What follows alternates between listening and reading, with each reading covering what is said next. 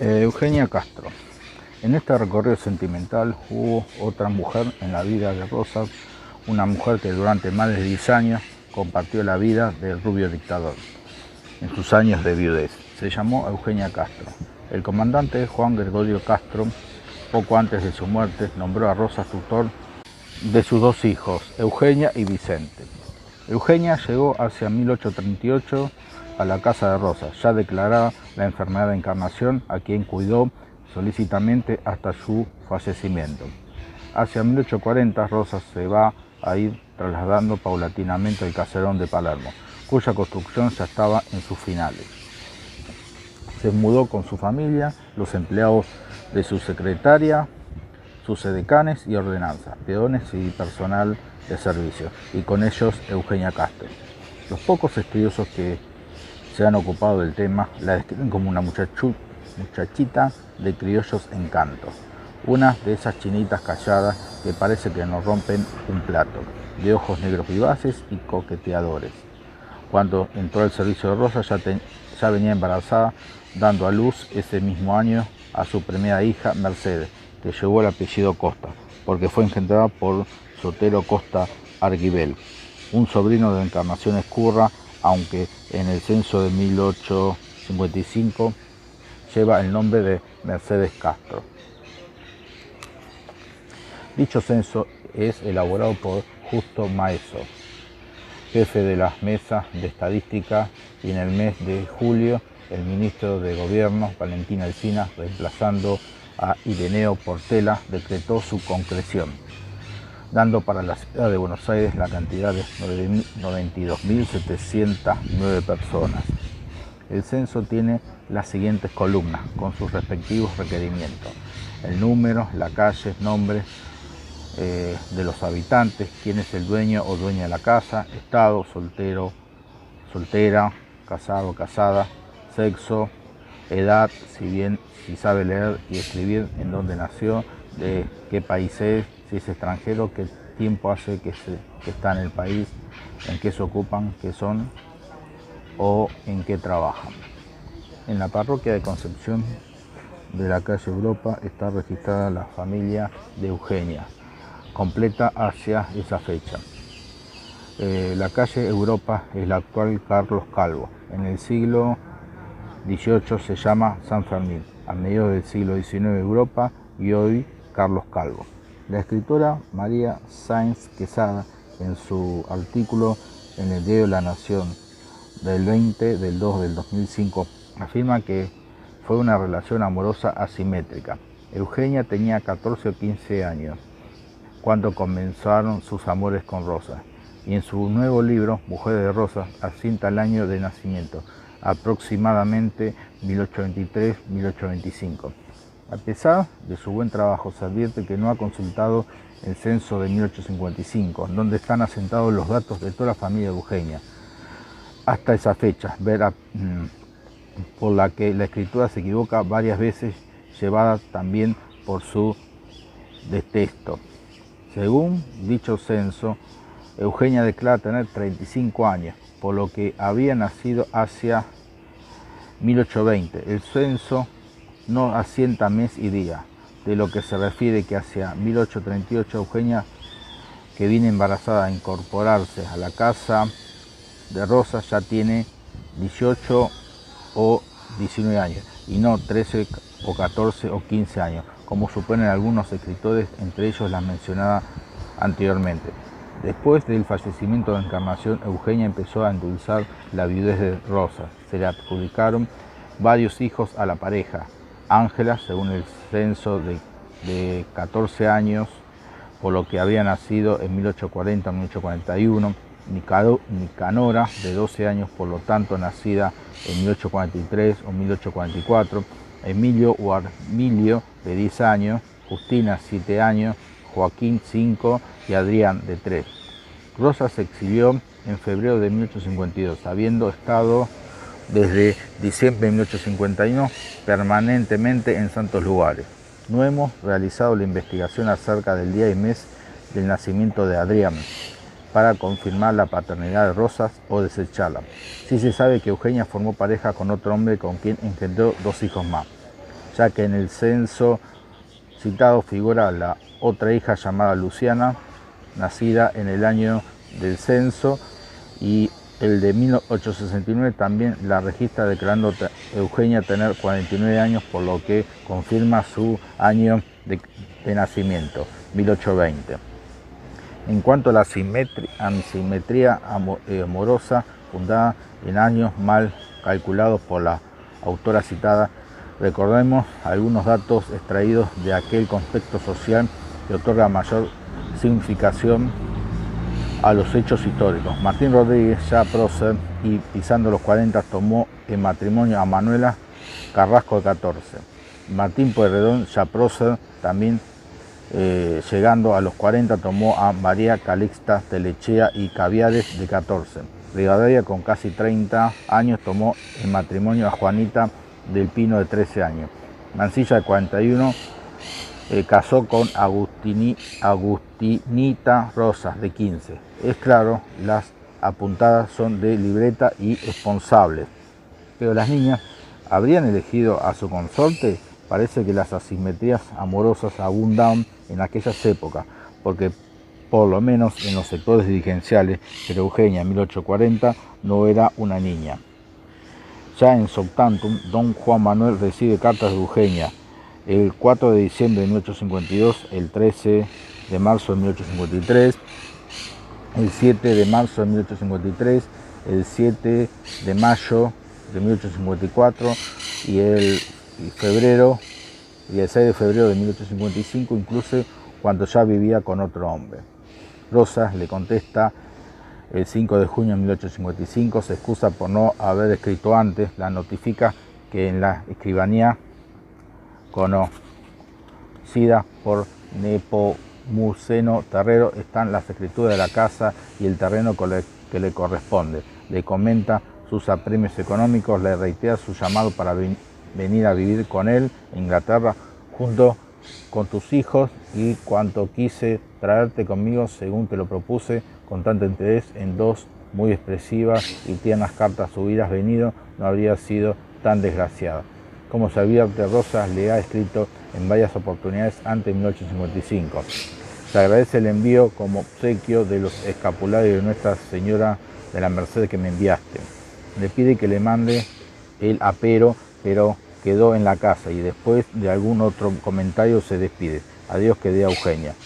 Memoria a Eugenia Sosa, si es que aún sigue soltera, te bendigo como a tus queridos hijos. Bendigo también a Antuca Mercedes y te deseo todo bien como tu afectísimo paisano, Juan Manuel de Rosas. Como se aprecia en la despedida, bendice a sus hijos y aparte separadamente a Antuca, seudónimo de Mercedes, la primera hija de Eugenia, porque no es hija suya. Seguirá la correspondencia con Eugenia y Angelita, la Soldadito, su preferida, con intercambio de presentes y pañuelitos. El doctor Calzada inició juicio a Manuela Rosas de Terrero en 1886 por petición de herencia. En esa demanda están las cartas de Rosas a Eugenia que fundamentan el juicio. La demanda fue desestimada por razones de jurisdicción. La última carta de Rosas a Eugenia está fechada en 1870. En el testamento redactado en 1862, que consta de 24 cláusulas, en 1873 le hará agregados. Las 12, 13, 14 y 15 hacen referencia a Eugenia, haciendo alusión a su casa y un terreno regalado por Rosas que le corresponde, cuyas escrituras, según el texto del testamento, ya habían sido entregadas por Nepomuceno Terrero. También se le adjudica una cierta cantidad de dinero cuando le sean devueltos a Rosas los bienes confiscados, según la esperanzada cláusula número 12. Debemos consignar que Manuelita Rosas de Terrero, ya con muchos años encima, desmintió la autoría de Rosas en los hijos tenidos con Eugenia, señalando la paternidad de los mismos en personas allegadas a la casa y a empleados de la Secretaría de Rosas. Descargo que no parece confiable, porque Rosas no hubiera admitido alguna intervención amorosa furtiva de sus empleados con su protegida. Eugenia partió de este mundo hacia 1876. La noticia llegó a la familia Rosas por intermedio de una carta de Angelita. Una investigación periodística. Hacia 1928, el 28 de enero, el diario Crítica de Natalio Botana publicó un reportaje extenso a Nicanora Rosas de Galíndez, que dijo tener 82 años, pero por el censo de 1855 ya tendría 84 años. Por otra parte, en el reportaje ella misma manifiesta haber nacido en 1844, la única sobreviviente de Rosas y Eugenia, localizada por una periodística en una casita de la localidad de Gleu, antes perteneciente al distrito de Loma de Zamora, en donde vivía con una de sus hijas. El reportaje, publicado en el diario Crítica, llegó a la redacción de Todo es Historia por gentileza del profesor Juan Palazzolo y publicado nuevamente en dicha revista con un título que dice entonces La Mujer y un subtítulo Los recuerdos de una hija de Rosas.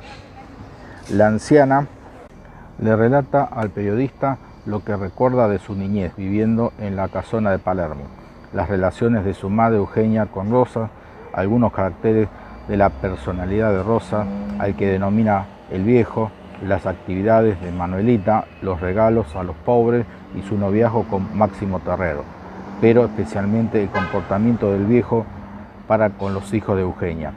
El periodista de Crítica, entre otras cosas, le preguntó: ¿y a usted los quería Rosas? La anciana le contestó: era loco por los chiquillos, vivía rodeado de sus hijos. El periodista insiste: por ahí se dice que era tirano hasta con los chicos. Mentira, replicó la anciana. A nosotros nos salvaba de ir muchas veces a la escuela. Nos daba lecciones el capellán de Palermo. No nos gustaba y sin embargo mi madre nos mandaba: salgan de aquí, demonios, vayan a la escuela. Entonces íbamos a ver al viejo y le decíamos: hoy no queremos ir a la escuela. Bueno, vuélvanse, concedía con alegría. Hoy es el día de San Bacanuto, decía Rosas. ¿Y qué santo es ese?, inquirió el periodista de Nicanora. El santo de la Rabona debía ser, y nos poníamos a jugar todos juntos. Rosas se refería jocosamente a las vacaciones, San Bacanuto, y así la anciana Nicanora Rosas fue desgranando sus recuerdos de la infancia en la casona de Palermo como la etapa más feliz de su vida. ¿Tuvo Rosas otros amores carnales además de Encarnación y Eugenia? Sus largas temporadas en el campo, Encarnación lo acompañaba en primavera y verano, volviendo a la ciudad en temporada invernal, y más de 20 años en los que tuvo todo el poder político en sus manos. Parecía probable que haya tenido otras oportunidades, pero es totalmente indemostrable. Ni siquiera sus enemigos políticos, tan recurrentes a las habladurías y chimientos y tan sensibles a las irregularidades que pudiera cometer Rosas, detectaron los amores clandestinos que tuvo con Eugenia. Todo parece convenir que Encarnación y Eugenia fueron sus únicos amores carnales. En esta materia debemos admitir que fue sobrio. Resulta aún más cuando lo comparamos con un Urquiza que tuvo un centenar de hijos, o con un Fructuoso Rivera que no perdonó a ningún rancho en la banda oriental, ganándose el sobrenombre que Rosas le indicó, el Padrejón Rivera, por lo de Padrillo, y años después los cuantiosos amores de un Roca y otros personajes encumbrados de la política. La gran pasión de Rosas, sin lugar a dudas, fue el mando. Finalmente la política que lo absorbió en cuerpo y alma, por lo que tenemos que desechar ante la luz de los hechos la existencia de otras relaciones eróticas cuando ejerció el poder. Pero ya en el exilio, según testimonio, no fue ningún misógino.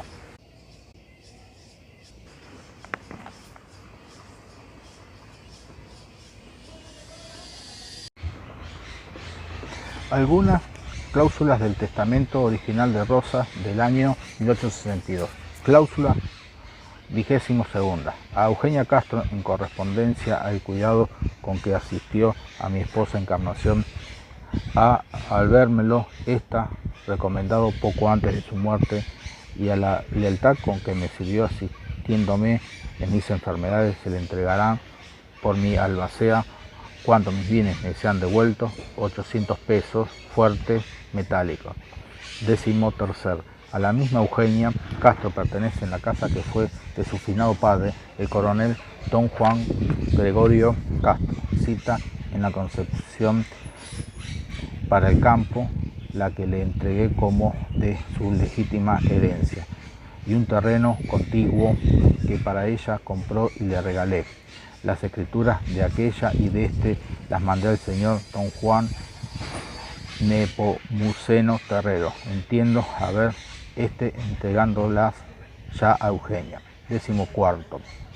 Son de la misma los 41.970 pesos, 41.970 pesos y 5,5 reales que según mi carta fecha de 8 de febrero de 1852 al señor don Juan Terrero depositó en su poder como propiedad de dicha Eugenia. 15. Entiendo también que asimismo ha entregado dicho señor ese dinero a la misma Eugenia, a Vicente, su hermano, corresponde 20.385 pesos y 2 reales, 20.985 pesos y 2,5 reales de su herencia y réditos durante ya lo manejé. Su padre solamente dejó la casita en mal estado de la que tasada, que fue la parte que le tocó a Vicente, se la adjudiqué en dinero. Así quedó la casa toda de Eugenia puramente. Esos 20.985 pesos y 2 reales los deposité también en el poder del señor don Juan Terrero, para que los tuviera a la disposición de Vicente, según mi referida carta al señor escrita el 8 de febrero de 1852. Y entiendo del mismo modo que ya también ha entregado ese dinero a Vicente. Corrigiendo errores, confiscaciones.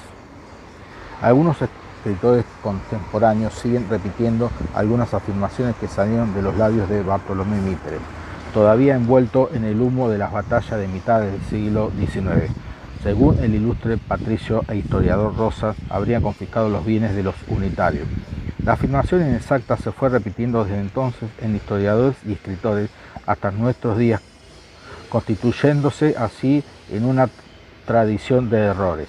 Más aún, hay quienes afirman que las confiscaciones sufridas por Rosas fueron el mismo castigo que él habría utilizado contra sus opositores.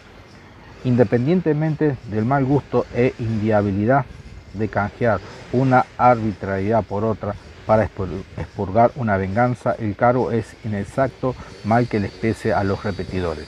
En el largo periodo rosista no hubo ni un solo decreto de confiscación individual. Por el contrario, la confiscación fue abolida para siempre. Hasta ese momento se practicó frecuentemente por decreto de Rosas del 20 de mayo de 1835. Lo que hubo fueron embargos precautorios a término, y ellos recién en los años 40, y en virtud de un contexto histórico que los repetidores omiten y por ello inducen a creer que Rosas se lo pasó expropiando a sus enemigos desde 1829 hasta 1852. Tampoco fue así. Los embargos sobre algunas propiedades a partir del año 40 y con breve duración se originaron por las depredaciones hechas por la soldadesca de Lavalle, un verdadero malón llamado Ejército Libertador, que arrasó localidades y propiedades en el norte de la provincia.